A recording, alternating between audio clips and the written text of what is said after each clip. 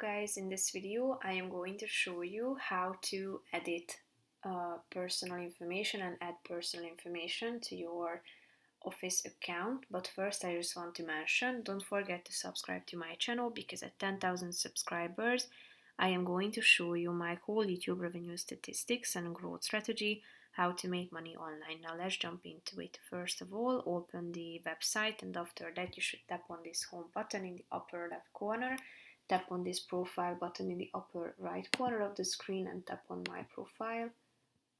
After that you should go to the Your Info section, tap on Edit Profile Info on the right side of the screen, and here you can set your birth date, starting with the month, day, and then the year. Select your gender, your region, state or territory, postal code, time zone, and the unique ID can be found here. If you are done with adding all these info, then click on the Save button down below. So that's pretty much it for this video, guys. See you in the next one. Bye bye.